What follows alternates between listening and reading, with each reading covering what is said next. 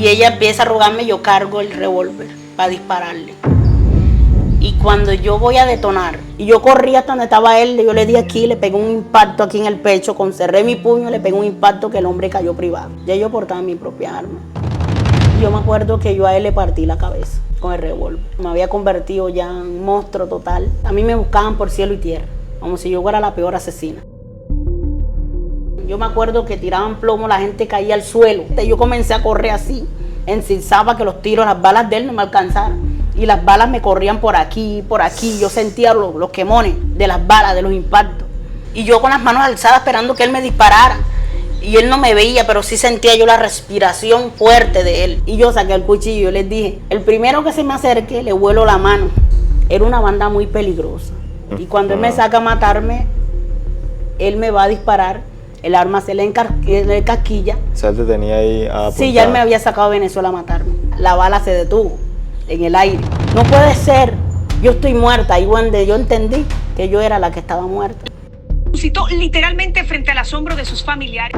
Vi todo el quirófano, ya mi cuerpo ahí tirado en la camilla y vi como 8 médicos alrededor de mí. Y estos médicos estaban como que tristes por la situación que yo me las había ido del mundo, de este mundo, y no pudieron hacer nada. O sea, tú no sabías que estabas muerta. No, ahí no sabía que estaba muerta todavía, pero yo sí veía mi cuerpo, ¿qué está pasando? Porque eran 3 horas muertas que ya yo llevaba. Yo estuve en el cielo, tuve un encuentro con papá. Ese que yo decía que él no era real por lo que a mí me había sucedido. Muchas bendiciones a todas las personas que están llegando a este espacio. Aquí nos encontramos en la ciudad de Sincelejo. Y por cierto, hoy vamos a dar a conocer una historia y podemos confirmar de que de lo vil y menospreciado ha escogido Dios para avergonzar al que se cree sabio. Aquí me encuentro con una mujer la cual se motivó a dar a conocer su historia. ¿Con quién te doy gusto? Con Lilibet Martínez. Lilibet, mucho gusto, Esteban. Gracias por este espacio. Aquí lo principal es mostrarle al público todo lo que hace Dios. Amén. Hermana, ¿cómo comienza su vida desde una niñez? Bueno, Esteban, de mi niñez, desde la edad de 8 añitos, sufrí una triste historia de que a la edad de 8 años yo fui...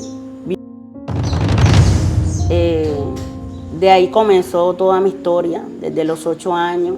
Ahí comienza el enemigo a marcar mi corazón, con dolor, con tristeza. O sea, mi niñez se me robó mi niñez. No tuve una niñez tan bonita.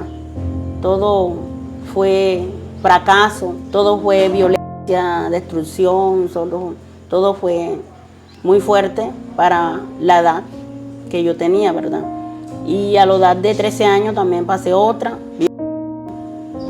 A los 20 años, a los 22 años, también pasé otra vida, en el cual, por la misericordia de Dios, estoy viva porque 2 de mis violadores quisieron acabar con mi vida, pero no pudieron porque allá arriba hay un Dios poderoso y tenía un plan grande para conmigo.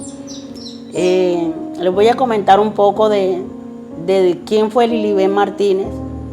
Era una niña que mis padres me llevaban a la iglesia, pero el enemigo como que no quiso que Dios hiciera en mí desde mi niñez lo que Dios quería hacer. Y él intentó como que dañar ese diseño, el cual Dios había establecido en mi vida. Después que a mí me ocurre eso, yo de 13 años, me refugio como en una iglesia en Tolú.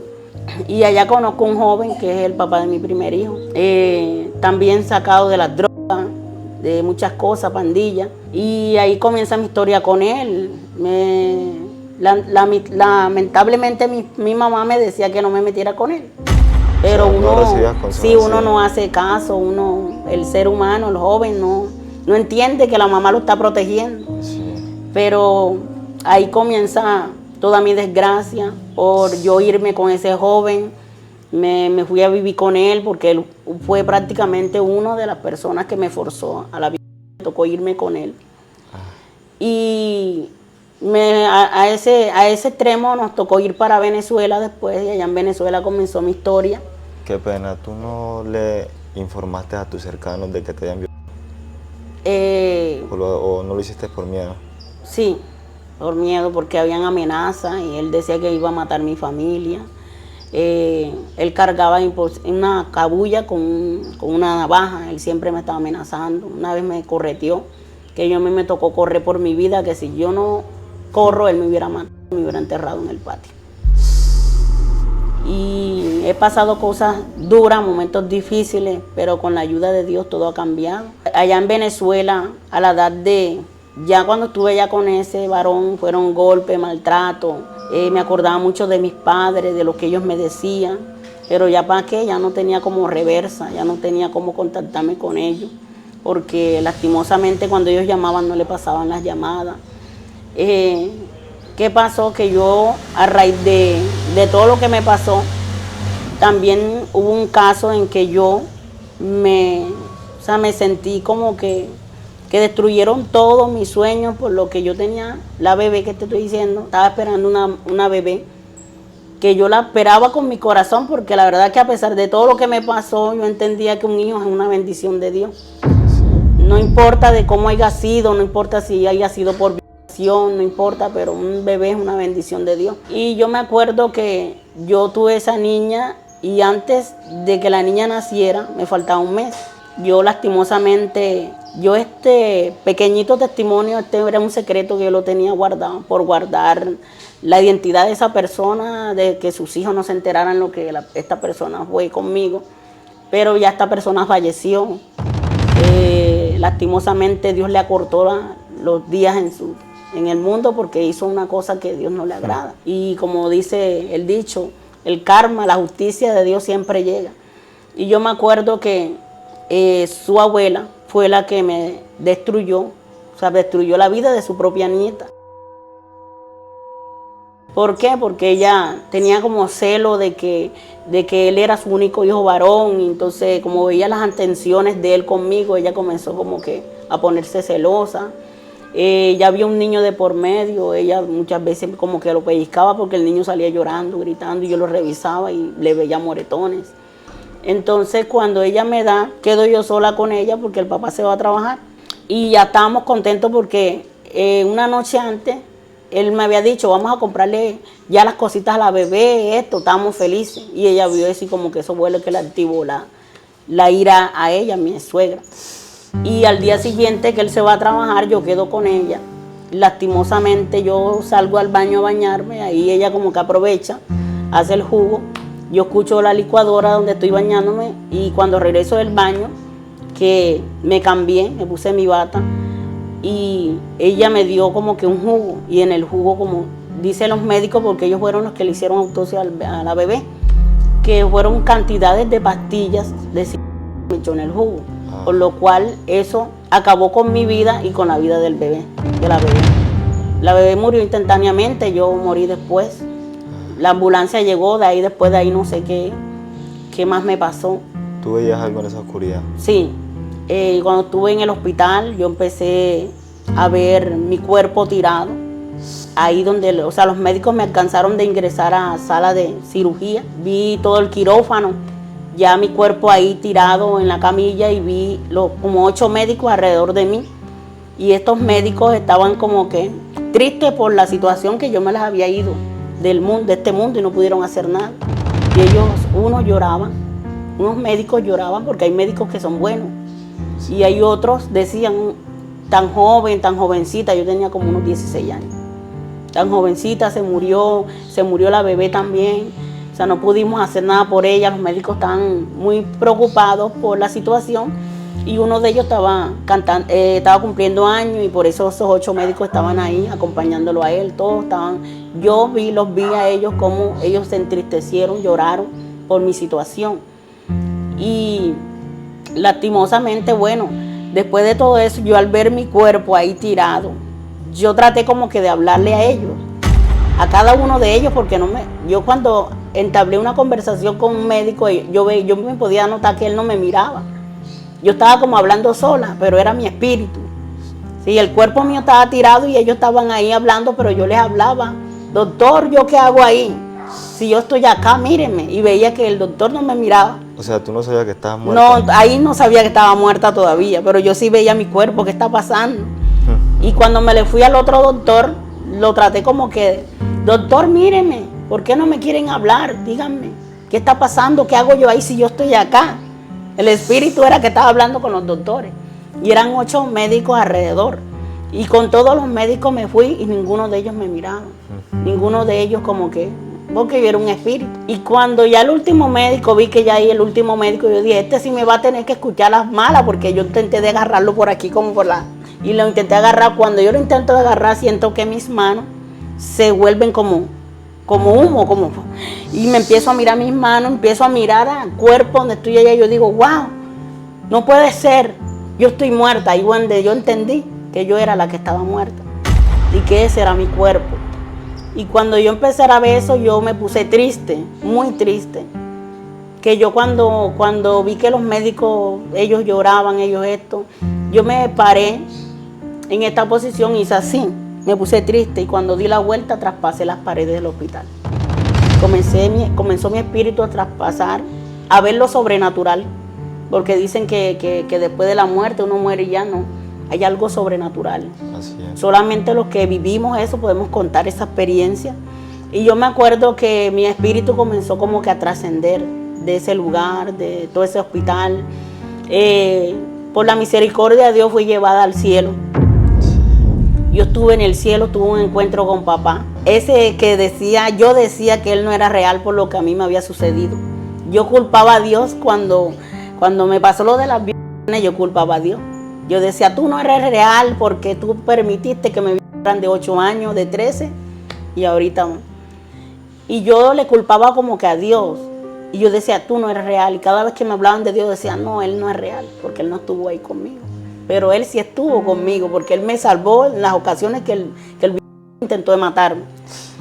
Entonces, yo me acuerdo que a medida de esto que iba pasando, yo llego al cielo.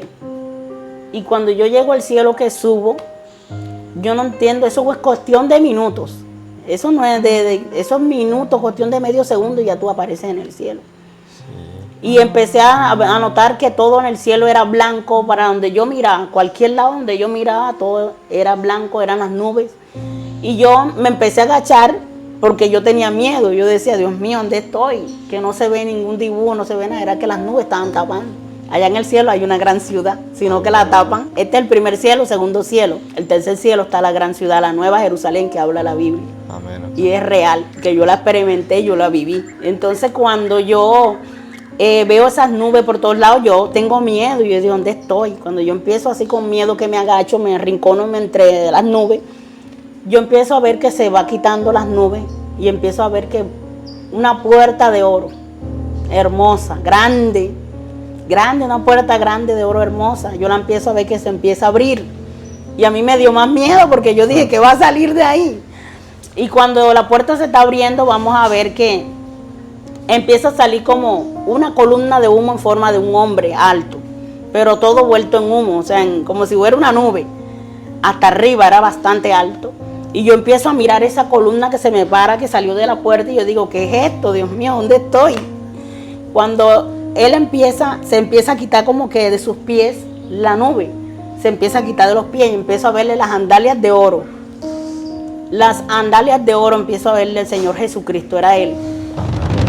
Y cuando veo las sandalias de oro, unas sandalias muy finas, muy hermosas, gruesas, que yo le decía a mi mamá, cuando llegué, yo le decía a mi mamá, mami, ni una sola sandalia pueden ni 20 hombres con una sola sandalia del Señor Jesucristo. Y cuando él llevaba, caminaba como si fuera algo que no le pesara, como Él es tan poderoso. Amén, amén. Y me acuerdo yo que las vestiduras de Él eran así, de blancas todas hasta aquí. Y ahí le podía ver yo sus sandalias de oro. Y las vestiduras blancas, y empezó el humo a quitarse. El humo a quitarse. Tenía una bata blanca muy hermosa. Y cuando aquí tenía un cinto. Y decía, Rey de Reyes, Señor de Señores. Amén. Y empecé a verle el cabello, porque la nube se iba quitando. Y empecé a verle la cabellera. Cabello rubio con canas de plata. Hermoso. Su piel blanca como un bebé. El ser más divino, el más hermoso que hay. Uf. Aquí cuando llegamos aquí a la parte de la cara, no lo pude ver los ojos, solamente le podía ver el cabello. Pero aquí, esto aquí era como una luz, Como un resplandor. Sí, porque la verdad que no hay ser humano que mire el rostro de mi Señor Jesucristo, solamente cuando ya estemos allá con Él. Amén, amén. Y yo me acuerdo que yo trataba de mirarlo a los ojos, porque yo quería verlo a los ojos porque era hermoso, su piel como un bebé. Y yo decía, wow, ¿quién eres tú? Y yo me doblé de rodillas, me tiré de rodillas. Yo daba gritos, yo lloraba, le decía, perdóname. Lo agarré por sus batas blancas y le decía, perdóname, Señor. Yo decía que tú no eras real. Yo decía que tú eras una historieta. Perdóname. Yo le pedía perdón a Dios con todo mi corazón y con llanto, con lágrimas, arrodillada ahí. Pero antes de que yo me arrodillara, yo sentí, porque yo estaba impresionada mirándole a él sus ojos a ver si lo podía ver. Pero él se sonreía, o sea, yo sentía que él se sonreía. A pesar de que yo no podía ver porque había un resplandor de luz en su cara.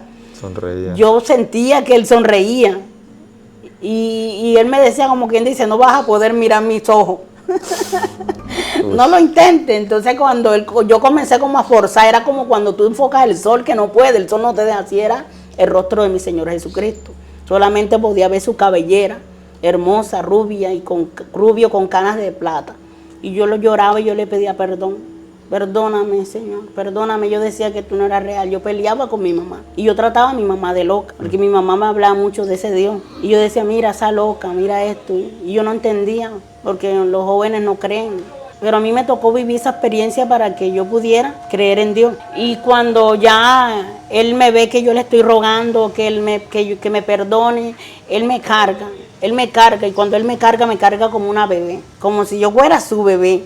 Y Él comienza a mecerme así y a sonreírme, porque yo sentía ese amor.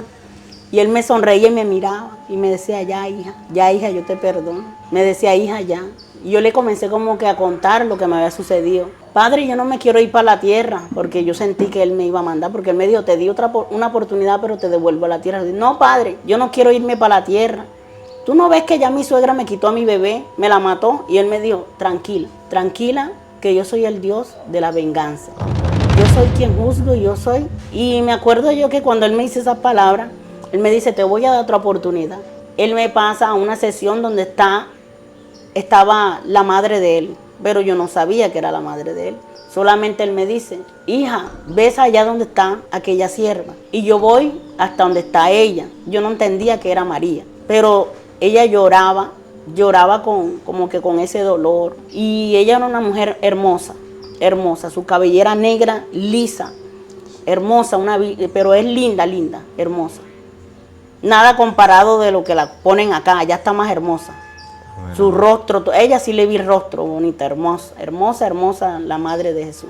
Y la propia madre, porque la que está aquí en la tierra, que la están venerando, es solamente un yeso, solamente algo que el ser humano creó. Yo le decía, ¿por qué lloras? Yo no sabía que era María.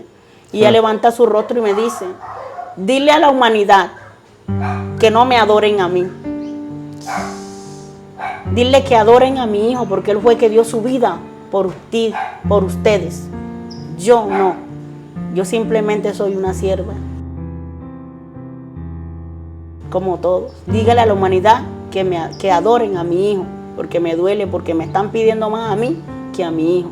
Y yo me acuerdo que después que él me baja, él antes de bajarme, él me pone, me deja de cargar, me pone en el suelo, otra vez nuevamente, y me dice, hija, ya es tiempo que regreses. Cuando él me dice así, ya yo no me quiero venir del cielo, porque es que es tan lindo todo eso, que la presencia de Él, tú estás con Dios frente a frente, eso, tú sientes ese amor. O sea, eso es algo inexplicable. Eso es algo inexplicable, un amor que tú sientes, que tú quieres estar con Él, al lado de Él. Y yo me acuerdo que Él me pone en el suelo, Él es alto y yo quedé pequeña ante Él, y Él viene y me sonríe y me dice, hija, te doy otra oportunidad, porque tienes que cumplirme, tienes que llevar la palabra a todos los lugares donde te voy a enviar. Te doy otra oportunidad, porque sé que tú me vas a cumplir, me dijo Dios. Tremendo, y eso es lo que yo estoy haciendo. Y yo me acuerdo que Él me coloca en el suelo y yo comienzo a llorar como una niña cuando le quitan un dulce. Y yo quería como que me la agarré de las vestiduras como para agarrarme para que no me echara.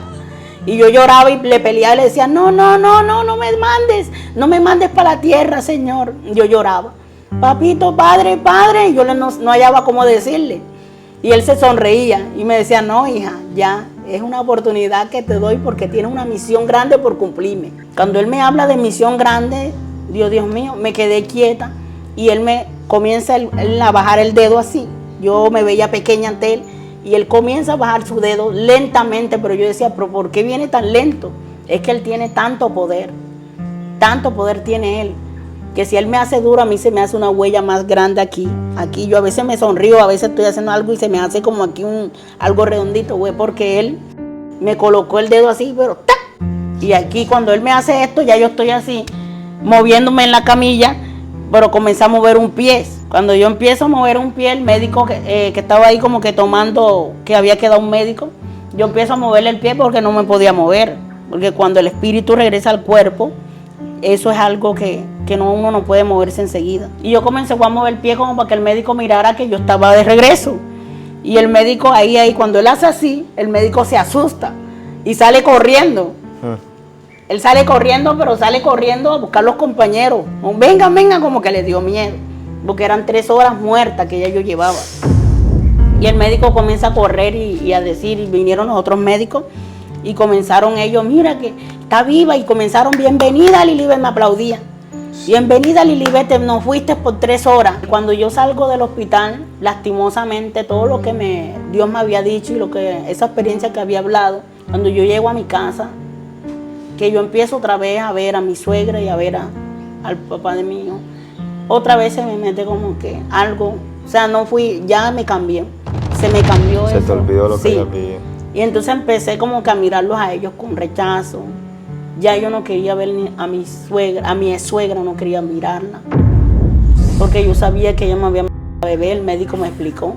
El médico antes de salir me dijo, cuídate de esa suegra, cuídate, porque si ya te intentó matar la primera vez, lo vuelve a hacer. Cuídate, lastimosamente no pudimos salvar a tu bebé. Tuviste un milagro de Dios, que resucitaste de 3 horas de muerta. Y cuando el médico me decía así, ya yo estaba pendiente, yo regresé con ellos, pero yo no quería verlos a ellos. Ya yo le había agarrado un odio grande a una de mis parejas. Yo le había agarrado ese odio.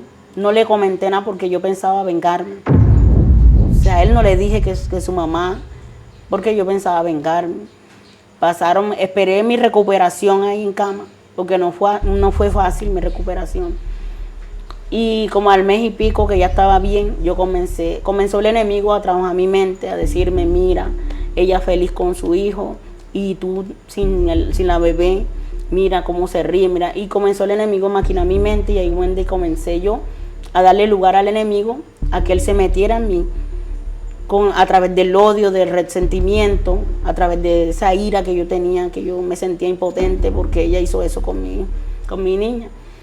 Y yo te digo una cosa, que mi hija era igualita a ella, blanca, hermosa, porque esa mujer era hermosa. Ella tenía una foto, que los hijos la tenían una foto cuando estaba joven, era hermosa esa mujer, y blanca. Y la niña era igualita a ella.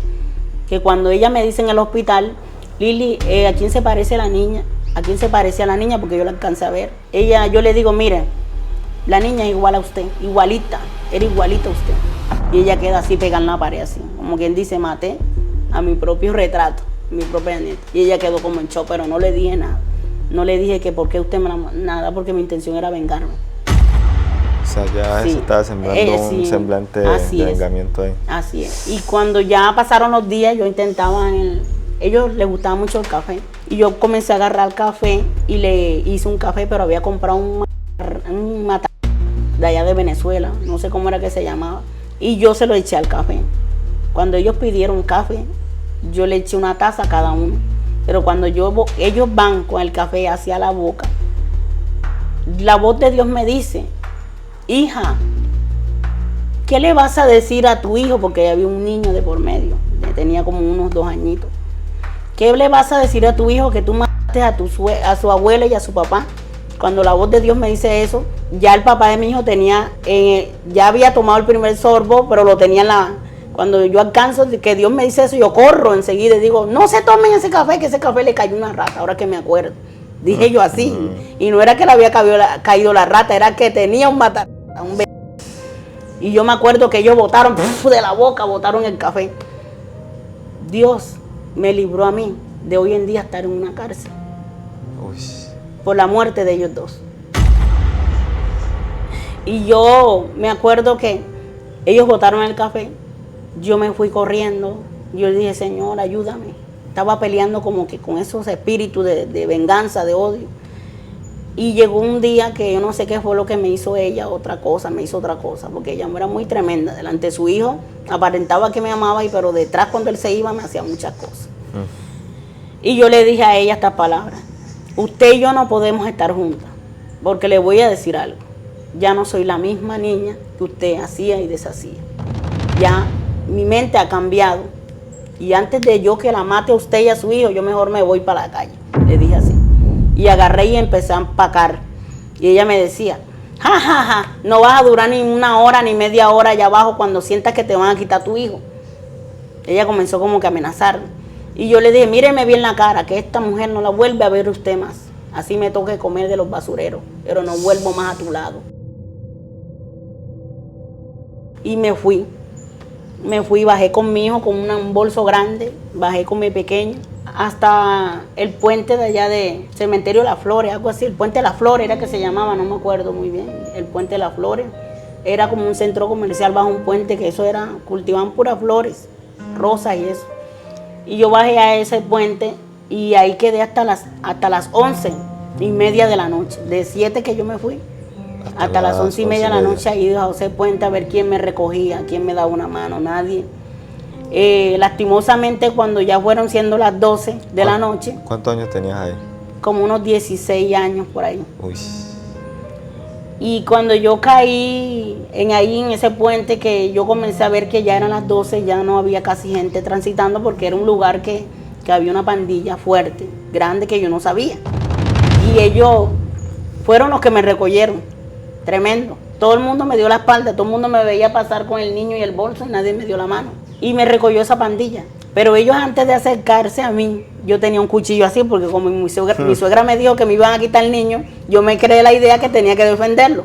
Y yo a pesar del maletín que yo llevaba, yo me puse un bolso, pero me lo puso acá hacia adelante y el niño, y yo tenía mi mano aquí con el cuchillo. Cuando yo tomo el cuchillo, que lo tengo aquí, veo que la pandilla se está acercando. Y yo miro para todos lados, ya no hay más personas. Y veo esa pandilla, eran como unos 15. Uy. Y venían ellos para encima mío, y yo digo, me van a quitar a mi hijo. Y yo me metí la mano en el bolso y yo saqué el cuchillo. Yo les dije, el primero que se me acerque, le vuelo la mano. Le vuelo la mano. Y comencé a mirarlos a todos con el cuchillo. Y ellos comenzaron a reírse y decían, espérate, nena, espérate, chamita, cálmate, no te vamos a hacer daño. Mire qué cosa tan tremenda. No te vamos a hacer daño, espérate, dinos de dónde eres. Yo no quería hablar con ellos. Ellos, al ver eso, ellos mandaron, habían 2 mujeres ahí, que eran mujeres de uno de ellos ahí. Ve, amor, le dijo, ve, amor, ve tú para ver si la convence, porque está agresiva. Y era verdad. Yo estaba pendiente que el que se acercara a mí, yo le iba a volar una mano. Y yo me acuerdo, ellos vieron como que esa actitud mía, esta es la que necesitamos para todo esto. Y le digo una cosa, que se acercaron esas 2 mujeres y me comenzaron a decir, mira, nena, nosotras somos de una era de Magdalena acá, la otra era como de Barranquilla. Mira, nena, nosotras somos de allá de tu país, de allá de Colombia también. Entonces comenzaron ahí como que, y ahí empecé yo como que a tener más confianza. ¿Y de dónde eres tú? Yo le dije, yo soy de Sincelejo. ¿Y cómo llegaste acá? Me pasó esto y esto. Comencé a contarle un pedacito de lo que mi suegra hizo. Y ellos dijeron, wow, bueno, ¿te quieres venir con nosotros? Y yo, como no tenía más opción, me tocó acertar. Ellos dijeron, vivimos aquí todito, era como un parqueadero que ellos cuidaban. Pero en ese parqueadero había bombas, había drogas por tonelada. Uy.